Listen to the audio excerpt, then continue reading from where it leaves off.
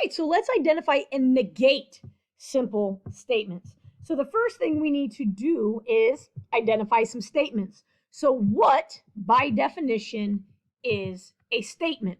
A statement is a sentence that has a definite truth value. So truth value just means it's either true or false, but not at the same time. So it's not true, well, no. It's either true or it's false. Those are your options, okay? So some examples of statements. The Atlantic is an ocean. That is true. 4 + 6 = 10. That is also true.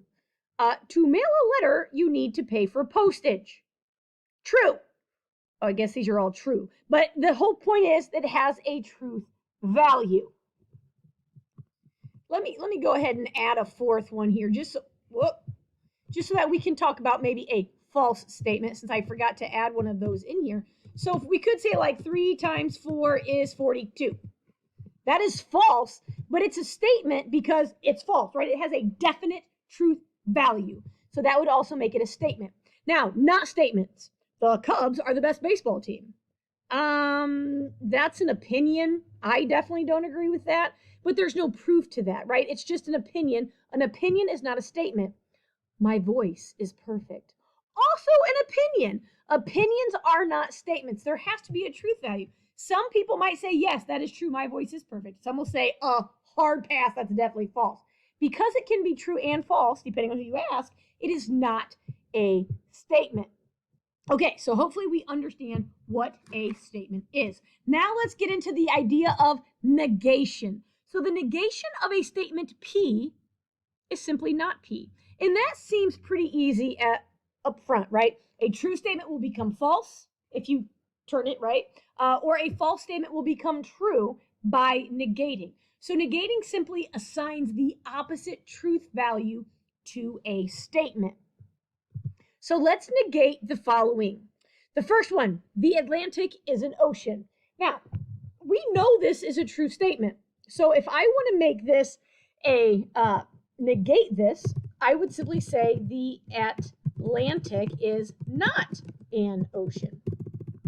Right? Now this becomes false. So the true statement that we started with, when I negate it, becomes false. Now in number 2, I'm using the statement 3 × 4 = 42. I know that that is false, but it's because it has a truth value, it's still a statement. So I can negate that by saying 3 × 4 is not 42. So where this one was false, this is now true. So again, when you negate a statement, it changes the truth value of that statement. Now let's get into some trickery ones. Some of those numbers are odd. Now, some is the, hold on, I'm having some computer issues. Some is the opposite or the negation of the word all. So I would say to negate this, I would say all of those numbers are not odd.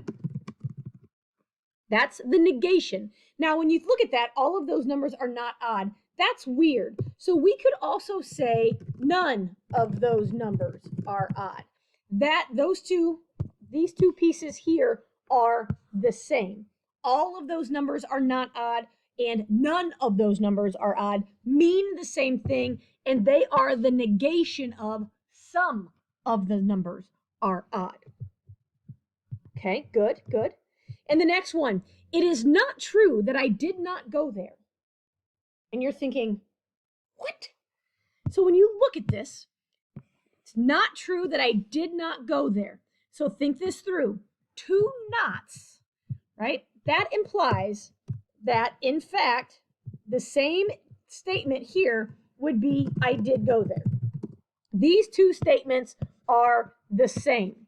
It is not true that I did not go there means the same thing as I did go there. Did. Therefore, the negation of this would be I did not go there. So when we go back and we think about our initial statement of 2 negatives, right, 2 nots they kind of undo each other. Just like in mathematics, they undo, they are inverse, whatever. So if it's not true that I did not go there, that statement means the same as I did go there, meaning the negation is I did not go there. Okay, I hope that is not as confusing as it seems right now, but those are just some negating of statements.